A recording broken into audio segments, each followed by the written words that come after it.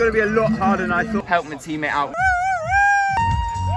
My race number. That's harder than I like it to be. I'm so dead. Welcome back to another race video. But to be fair, this one is very different to the races that I usually do. And I'll talk you through the race and the event itself as I do a 10-minute shakeout run this morning, because the race is actually in the evening. It's not until 6:30 p.m. that it starts, so a lot later than it used to. So let's head out on the shakeout run and I'll tell you what it's all about. Before I tell you about the event, I just wanted to mention how nice is it when your watch, after you start tapering for a race, it goes from maintaining training load, and then on the day of the race it is now saying peaking, which is just lovely to see. But anyway, back to what the event is about. It is a 4-hour relay, 2.7 kilometer loops. Do as many as you can in the time. No set distance to run, just the time. And obviously it's a relay, so you can do it as a solo, duo or squad. I'm doing it as a duo with my friend Finn, who you will see later. And yeah, we're just going to give it our best shot. We're aiming for about 22 laps, so like 11 each. If that ends up being good enough to get us onto a podium spot, then awesome. If not, doesn't matter, because it's just a fun challenge that we're both doing to, like, you know, push ourselves, see like how far can we go. Now obviously, because this is an endurance event, then fueling is very important. And so I've had a pretty boring diet since yesterday and also today, because like last night I had chicken and rice, and then I've now got pasta and rice and a glass of orange juice. And then as my final pre-race meal, again, I've got chicken and rice. 8 o'clock in the morning, I'll have fish and a rice cake. At 10 o'clock, I'll have fish. At 12 o'clock, I'll have fish and a rice cake. I have to say, this race being at 6:30 means the entire day you're just like waiting around, just wanting to race. And luckily, because obviously I am doing my A-levels at the moment, I do have some stuff to keep me busy. I'm gonna do a lovely chemistry past paper, yay! The perfect race prep. Oh yeah, race fit ready. I've also got quite a lot of kit to bring with me. A massage gun, just in case I want to use it, 2 pairs of shoes, and I'm gonna have a 3rd pair on. I've got 1 pair on for the warm-up. I've got a pair of like normal sort of daily trainers in case the grass is like, you know, too unstable or whatever. But I do also have super shoes with me just in case the surface is good enough to use them on. I've then also got a head torch to wear, is apparently mandatory when it gets dark. I don't think it's gonna get dark enough though. A hat, got joggers for after in case, because actually by the time we finish it might be quite cold. Other than that, I'm gonna head off soon, and once I'm there, show you around and I'll show you my fueling strategy. Right, we are here. I've just picked up my number and the relay baton, because we have to pass a relay baton between us. This is where we're running around. It's a race course that used to be used for horse racing. It's a little bit windy right now, as you can probably tell, but it is supposed to die down later. A little cold as well, despite how sunny it looks. So actually, I'm not worried about it being too hot. There is my race number, and that is our team name. Run harder, not smarter. What a name. Take a guess as to who inspired me to write that name. Hint, hint, they're another YouTuber. Right, I just thought I'd quickly go over my fueling strategy before we start, as we're about 45 minutes from the start now. So I've got a couple of beta fuel gels. I've then also got this, that's actually to have afterwards. A Kendall mint cake, Morton drink mix. I'm gonna have 2 of them during the race. This as a cheeky sort of refuel after. So that should give me about 60 grams of carbs. However, I'm not gonna try push it much higher, because I've just not done that much practice, and I think my stomach will I'll probably get a stitch or something if I try have way more than that. So I'm just gonna stick to what is enough rather than trying to fully optimize it. 3, 2, 1, off we go! Bring this one home. First time we've ever done it.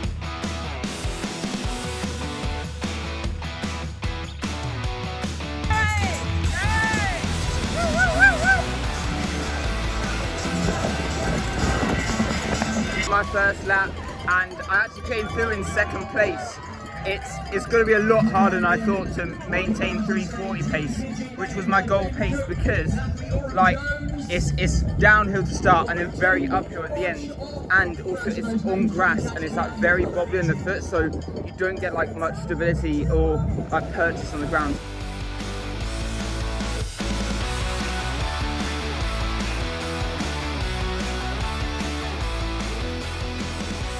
second place so far, although I'm not gonna lie, considering that's the second lap, that's harder than I like it to be. You can't go too fast at the start because you don't want to ruin your legs going downhill with a tailwind, but then you then end up having a really slow finish because you're uphill into the wind. It's over 3:20 pace at the start. It's about over 4 minute pace for short sections, which is just, it's difficult to say the least.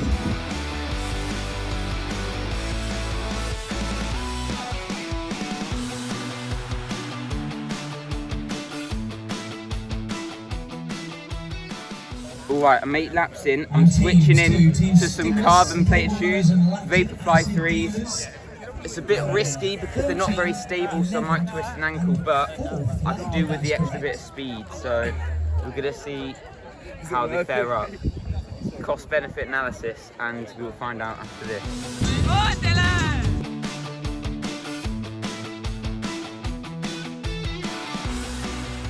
Alright, I've just finished my 10 laps. I've done two lappers now, just to like help my teammate out a bit. Pretty knackered, but I've probably still got another 2 laps left to do, so just gotta persevere into last hour now. So yeah, just gotta keep going.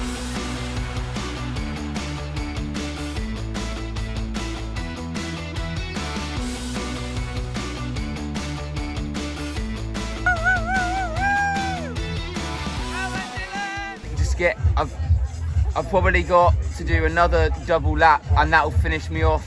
So I've got to just persevere. I really would rather it be a single lap, but I've got to do a double to help my teammate out because he's struggling more than I am. And yeah, just getting this massage to help with the hamstrings a bit because they are a bit sore now, as you probably would expect.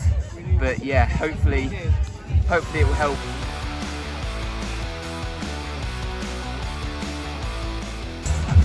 Ben's just coming in now. Dylan's going to go for his last lap or 2.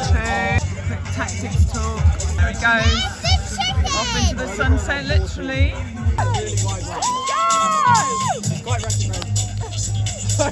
There's Dylan doing a really wide lap there. Go on, Dylan!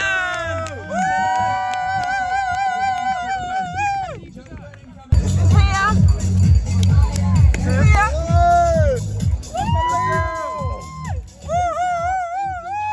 2 minutes until we close the start finish line.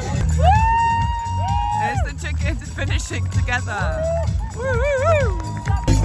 9 minutes. Here comes Dylan, last lap of the night. I'll have a reason for it. Come on, future journalists, commentate.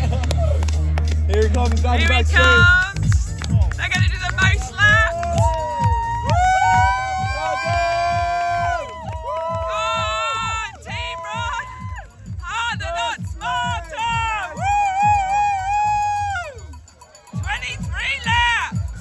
Now I apologise how dark these next few clips are, but I need to show you how absolutely knackered I was at the end of this. Honestly, I've never been that tired at the end of a race, which is understandable given it was 37.5k.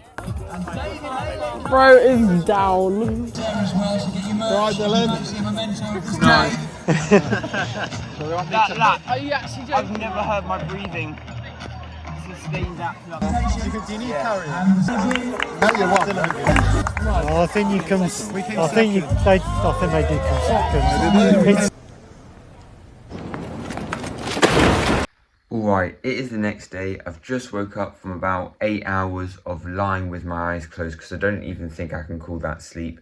And I'm not gonna lie, and it's fully expected because like that's the furthest I've ever run in a day by a long way, and it wasn't that far off a marathon, but like I am very sore. Like I mean, my right glute in particular is very tight. Slightly strained the inside of like the top of my thigh, I guess it is.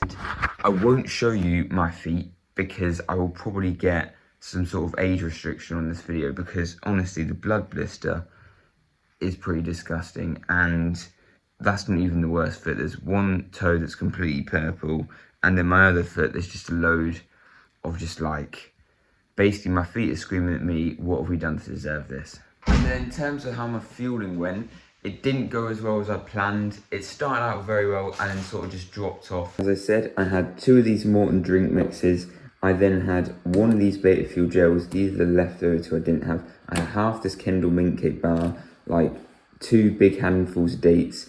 I didn't need to, but I had electrolytes with me just in case. So actually I only got about 200 grams of carbs in total, which sounds like a lot, but actually when you're running for 4 hours basically, it's only 50 grams of carbs an hour, which isn't that much, especially compared to what you see elites doing these days, which can be sometimes double that. But you know what, it's still a good baseline. I didn't like hit a wall or anything, so I'll just try to keep improving that. And like I said, I couldn't have gone much higher because actually I probably would have got a stitch because I'm not used to taking on that much fuel while running. But now for the exciting part, the results.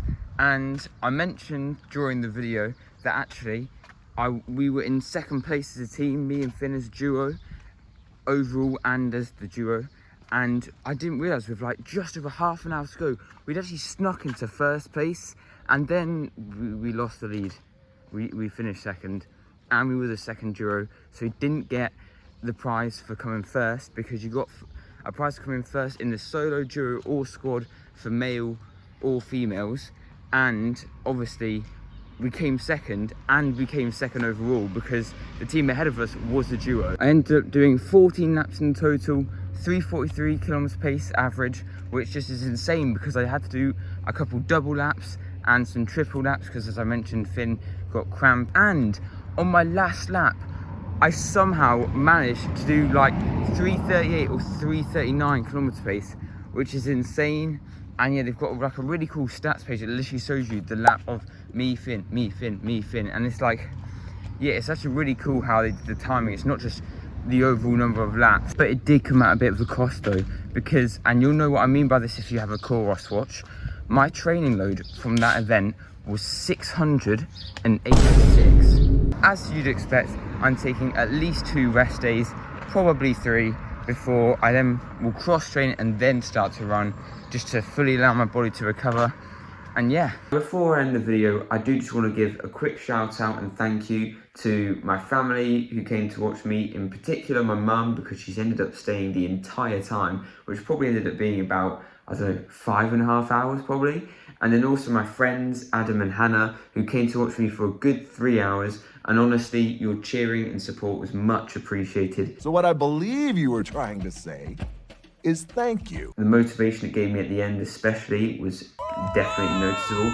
And then of course my teammate Finn, who he was the one who told me about the event, so I wouldn't even have done it if he hadn't told me about it. And of course, doing it as a relay is way more fun being part of a team than doing it solo.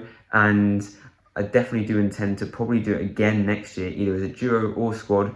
But yeah, that's all for this video. And if you did enjoy, then please do remember to like and subscribe.